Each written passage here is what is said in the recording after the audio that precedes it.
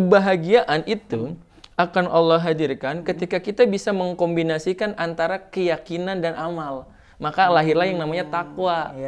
Iya kan? Dan takwa itu adalah turning point agar kita ditolong sama Allah, dikasih rezeki sama Allah, diberikan kemudahan, diampuni dosa-dosa.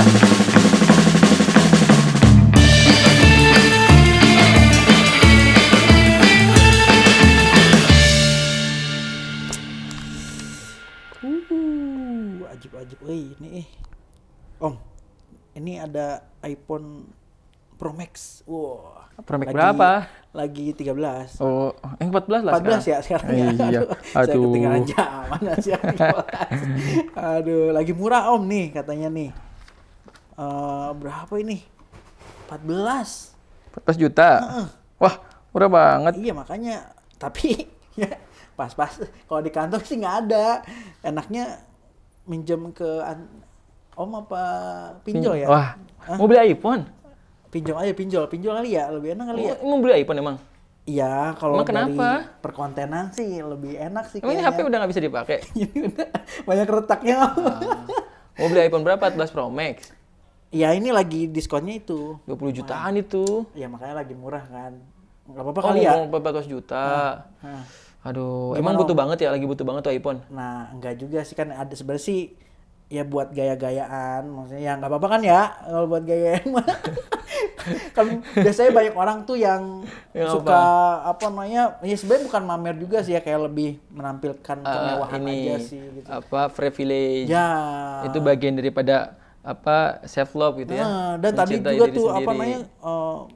minjem pinjol gitu aman kali ya, maksudnya buat beli-beli gitu mah. Ya aman sih, yang penting mah siap-siap dikejar aja. Jangan kalau ada nggak apa sih.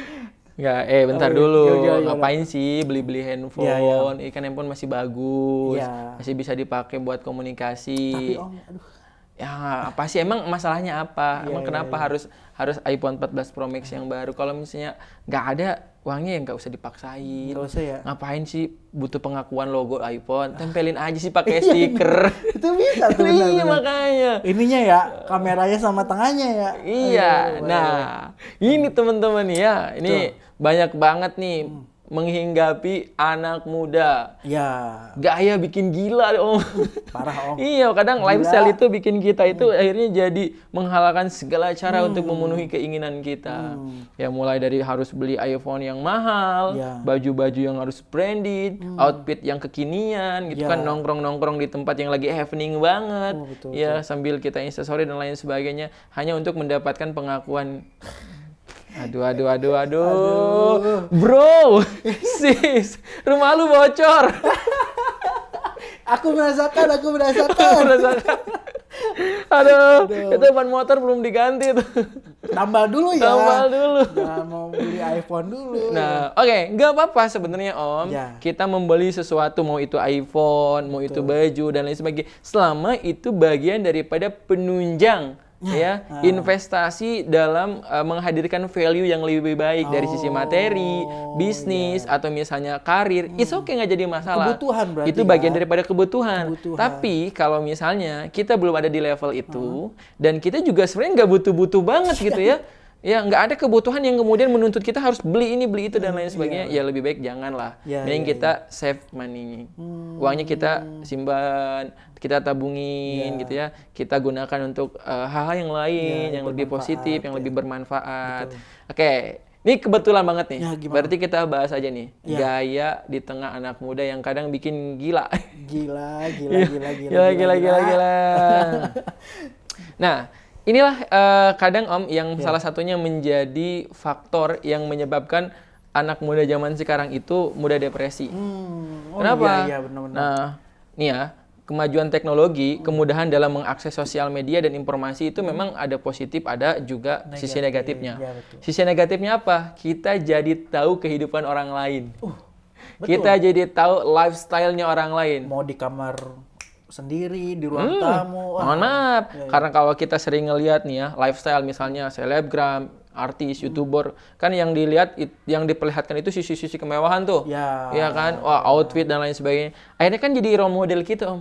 oh gue pengen kayak gini oh nih. iya gue pengen kayak gini nih, wah iPhone berapa kayak keren ini? banget nih kayak gitu. Nah sementara keadaan kita ya belum sampai di level itu. Rumah masih bocor. Iya. Akhirnya kan malah jadi ini Om, jadi depresi, jadi Iya, tekanan buat kita gitu kan. Jadi apa ya, ada apa namanya tuh tuntutan yang tidak sesuai dengan keadaan dan kebutuhan. Padahal nggak ngebutuhin ya. Nggak butuh sama sekali sebenarnya. Nah, bagaimana sih harusnya kita menyikapi hal seperti ini biar kita hidupnya tetap tenang dan bahagia di tengah gempuran lifestyle yang menggoda. Oh, Gila. Satu nih Om. Ya, tentu sebagai seorang generasi muda, Islam dan lain sebagainya kan kita diajarkan oleh Rasulullah SAW untuk hidup bersyukur. Syukuri apa yang ada. Hidup adalah anugerah. Gitu ya? Tetap jalani. Kok males ya? Tetap jalani hidup ini, melakukan yang terbaik. Bagus ya? Nah gitu, syukuri kehidupan kita. Ya syukuri kehidupan kita, bahwa hidup kita ini adalah hidup yang Allah berikan kepada kita adalah kehidupan terbaik ya. Kesempatan yang Allah berikan untuk kita hidupnya dinikmati, bukan dibebani. Dinikmati bukan dibebani. Iya, karena terkadang itu kita itu lebih banyak membebani hidup daripada menikmati hidup, Om. Iya. Kenapa? Karena nggak disyukuri keadaannya. Betul. Yang ada malah jadi beban keadaan itu. Kepikiran. Ya janganlah. Ya kan? Ya kan begitu. Jadi yang pertama Pak syukuri. Syukuri kehidupan kita, bahwa ini adalah keadaan kita saat ini adalah keadaan yang mudah-mudahan nih membawa kita kepada kebaikan. Kita terima apa yang ada, jangan menyalahkan keadaan. Ya, jangan memaksa sesuatu yang kemudian kita inginkan di luar kebutuhan. Maka nikmati kehidupan ini, jangan dijadikan beban. Ingat ya, ini dalam sebuah hadis nih Om, Nabi mengatakan, Innallaha la yanzuru ila aduh lupa. Searching dulu nih, mau masuk tiket nih. Gak usah. Ingat sih. Innallaha la yanzuru ila amwalikum. Intinya gini, oke, cut ya. Cut. Nih Om, ada lupa bahasa Arabnya. Nah jadi Nabi itu kan pernah mengatakan, sesungguhnya Allah tidak melihatmu, ya, maksudnya tidak melihat bentuk rupa bagaimana keadaanmu gitu, dari secara fisik wajah kalian gitu ya. Dan Allah juga nggak ngelihat amwalikum, harta kalian. Dalam artian gini, Allah itu bukan menilai kalian dari bentuk wajah kalian, dari apa yang kalian kenakan gitu kan, dari mana apa bentukan muka lu gitu kan, mau muka lu putih kek, mau muka lu hidung lu mancung kek, lu mau brewokan enggak dan lain sebagainya. Enggak, Allah tuh nggak ngenilai bentukan lu gitu. Dan Allah juga nggak nilai seberapa banyak harta yang lu milikin gitu. Allah tuh nggak nilai lu mau miskin, lu mau hidupnya setengah-setengah gitu ya, lu mau hidupnya jadi kaya, sultan atau sultan banget gitu kan, mau crazy rich gitu ya. Ya richnya hilang tinggal crazy gitu kan. Ya crazy gila. Allah nggak nilai itu, tapi yang Allah nilai apa? Ya, walakin akan tetapi yang Allah nilai adalah hatimu. Ya, hatimu bikulubikum wa amalikum. Hati dan perbuatan. Amal yang kau lakukan ketika engkau hidup. Maka poinnya ternyata Om, kalau kita melihat daripada apa yang dikatakan Nabi, ternyata dua hal ini nih, antara fisik dan harta, itu selalu menjadi hal yang dibangga-banggakan. Coba lihat sosial media.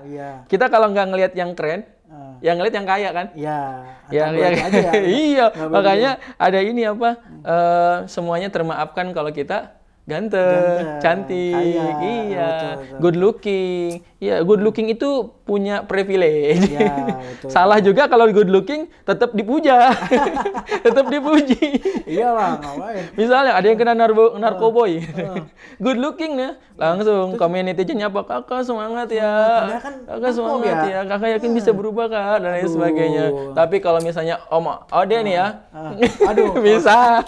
Udah kayak yang gini. Kena langsung dihujat kan, dasar lu, udah gini lu, begini lu, wah kayak gitu, dasar gak tahu diri lu, ngaca kayak gitu. Jadi ternyata tadi tuh dua hal itu adalah dua hal yang terkadang bisa melenakan, dua hal yang terkadang bisa menjerumuskan ya, membuat seseorang itu terpeleset tadi kepada hal-hal yang itu sering kita lihat di sosial media, yaitu fisik dan harta. Bagaimana sekarang kita itu kan menjadikan fisik itu standar ya, standar dalam berbagai hal, good looking ya dan lain sebagainya, itu kan atensinya bagus Iya, gitu ya dan lain sebagainya. banyak Akhirnya suka. banyak juga yang merubah tampilan gitu ya biar tampil cantik dan lain sebagainya. Yang kedua apa? Harta. Harta itu kan yang menjadi faktor juga tuh, faktor orang ya dia bisa membanggakan kekayaannya dan lain sebagainya.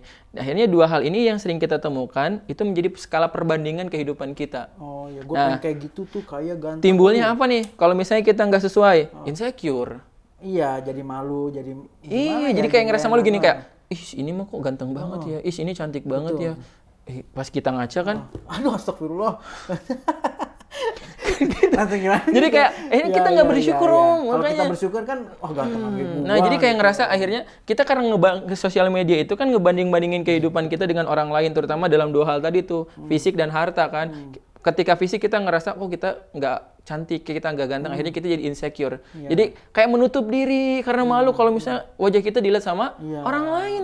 Ya, misalnya ada koreng misalnya. Kan itu. Yang kedua apa? Harta. Kita jadi ngerasa, gue kok gue mau orang miskin, gue mau orang nggak punya.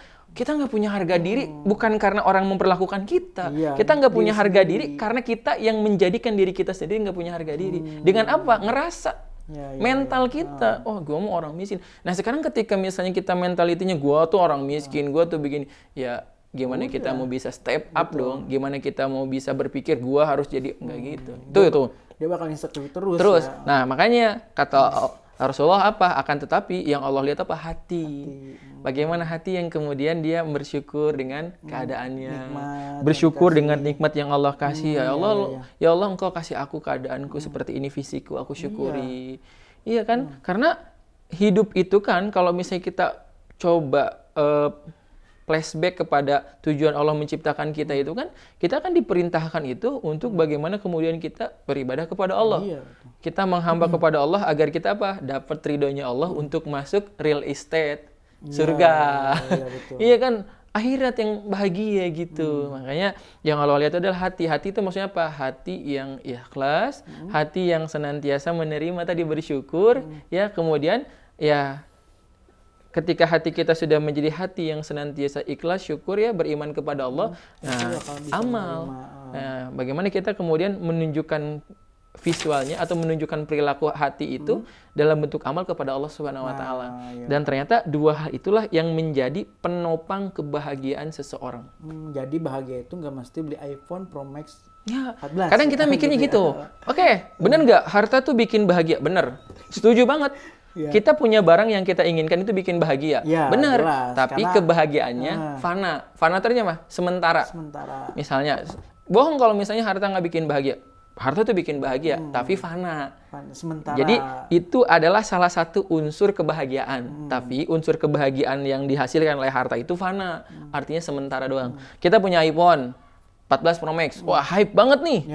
Susut. Nanti ada yang terbaru nih. Udah. Jangan nggak ada yang terbaru. Sebulan pemakaian juga kita udah biasa lagi. Oh iya, biasa. Ya, artinya kan bahagianya sesaat kan. Nah, tapi ada bahagia yang hakiki tadi, kebahagiaan yang timbul dari perasaan. Timbul dari jiwa namanya, ya, dari jiwa kita, dari kolbu kita. Ya tadi satu, ketika kolbu kita diisi dengan iman kepada Allah, lalu kemudian disempurnakan dengan amal, maka hasilnya adalah kebahagiaan. Ketika kita ingin merasa sesuatu, ya kita bersyukur dulu, baru beramal gitu ya. Enggak, dua-duanya lah. Dua-duanya bersyukur dan beramal. Karena gini nih. Kan kalau gitu. Konsep kebahagiaan itu gini. Konsep kebahagiaan itu diraih kan, diperjuangkan.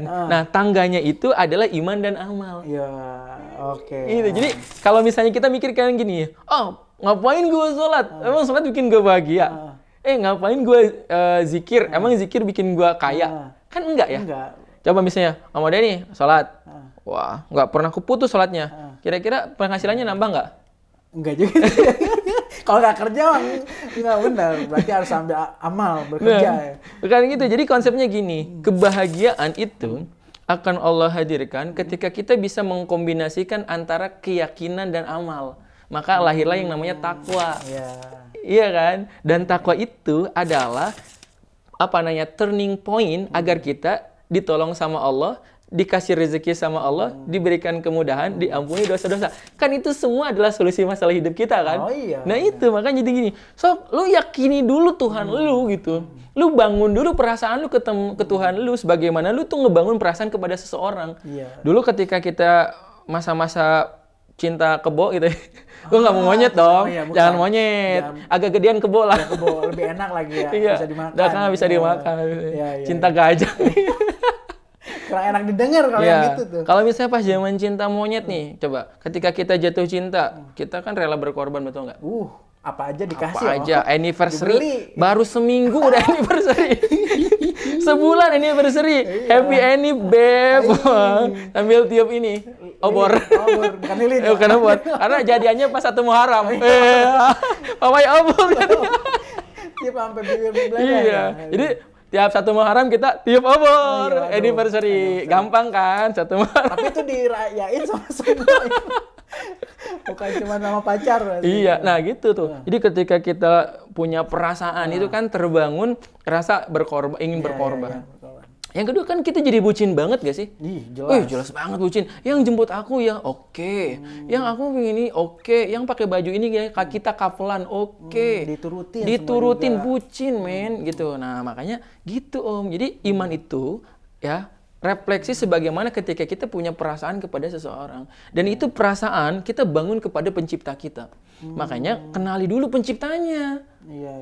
Iya, akan terbangun perasaannya. Nah, itu yang pertama tuh. Ketika perasaannya sudah terbangun, wah, udah besar cinta kita kepada Allah, maka sempurnakanlah itu dengan amal. Kombinasikanlah itu dengan amal. Nah, amal itulah yang akan melahirkan yang namanya kebahagiaan, namanya ketenangan jiwa tadi. Iya, karena udah dikomben ya antara kita. Jadi kita percaya, kemudian kepercayaan kita itu dikuatkan pondasinya dengan kita beramal.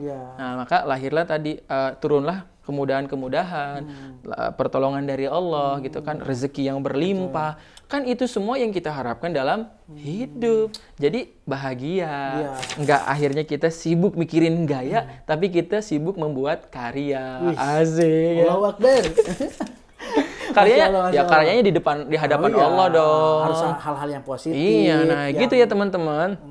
Jadi hidup itu jangan terlalu dibebani. Betul. Jangan juga dijadikan beban, tapi hidup itu harus dinikmati. Hidup itu harus disyukuri. Ya, karena hidup kita itu kan di tangan Allah.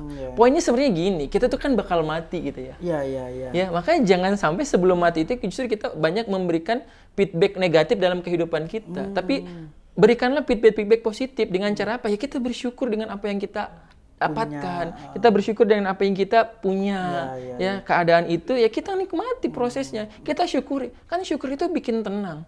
Syukur itu bikin Allah tambahin nikmatnya. Syukur itu bikin Allah bukakan jalan keluarnya. Makanya syukuri dulu, jangan dibebani dulu. Kalau udah disyukuri baru bertambah ya. Iya, betul lah. In syakartum la azidanakum. Bersyukur tambah nikmatnya. Kufur makin jauh. Diazab. Nah, dan azabnya itu bukan berarti wah kita jadi miskin nih. Wah, usaha kita jadi bangkrut. Bisa jadi usahanya tambah maju. Karirnya tambah bagus. iPhone kebeli. Semua. Oh iya. Tapi sholat jadi males. Kadang jadi jarang sholat. Iya kan, ngaji udah nggak pernah. Ya, lalai dari majelis ilmu. Sibuk dengan dunia yang ya kemaksiatan. Nah, itu azab. Nggak bahagia. Nggak akan pernah bahagia. Sebanyak apapun harta yang dimiliki, pasti nggak akan pernah ngerasain yang namanya ketenangan hati. Mustahil, Om.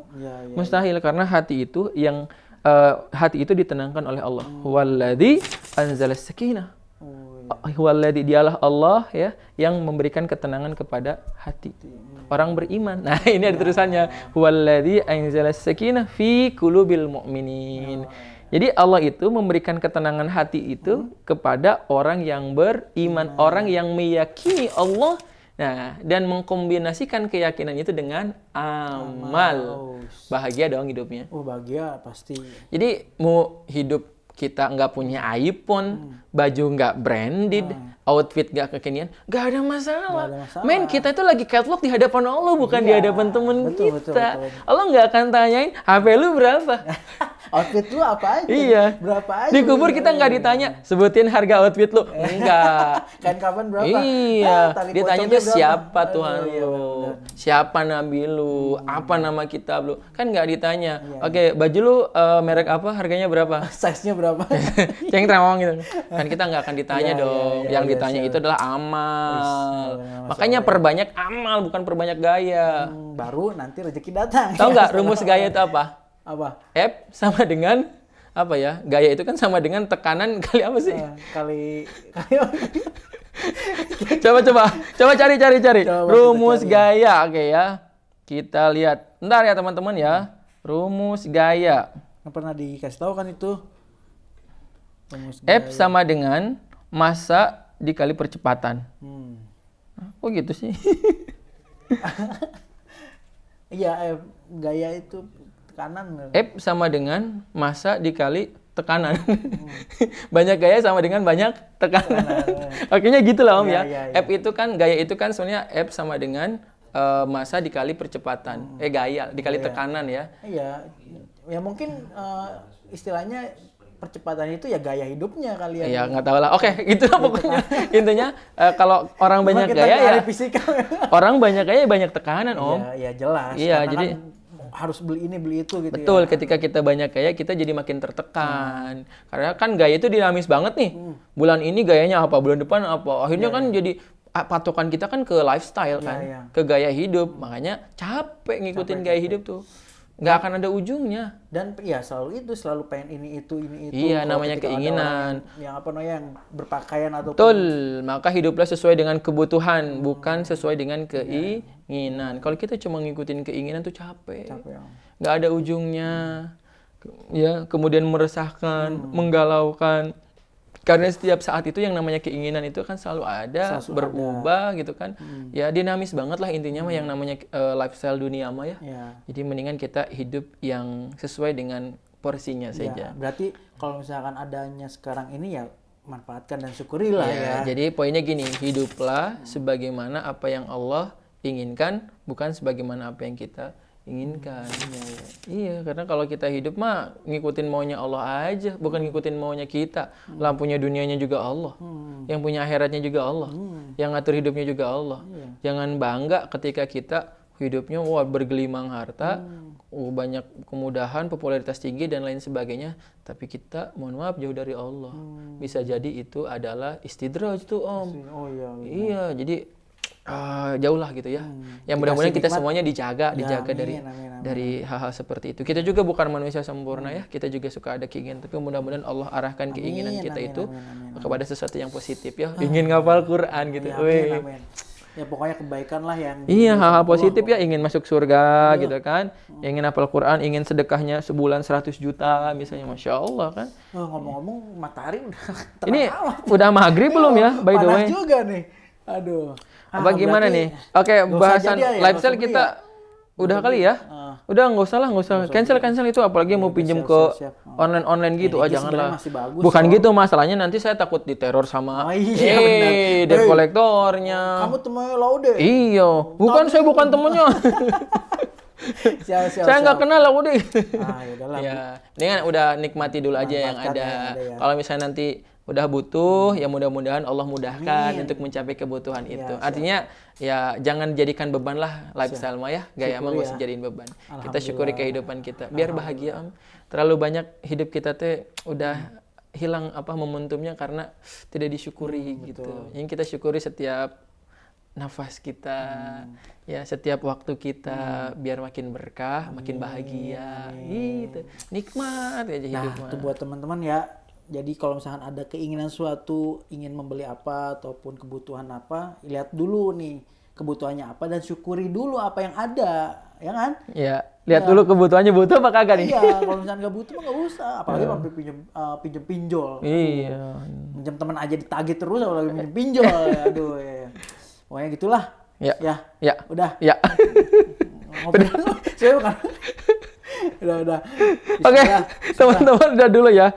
Kita cukup untuk ngebahas tentang dunia per lifestyle ini ya. Gaya bikin kita gila gitu ya. Insyaallah kita akan lanjutkan lagi bahasan kita, obrolan-obrolan random kita Random ya. Cerita di kita aja sih sebenarnya. episode selanjutnya. Betul. Oke, kali ini kita cukupin dulu ya. Capek nih, pingin minum dulu.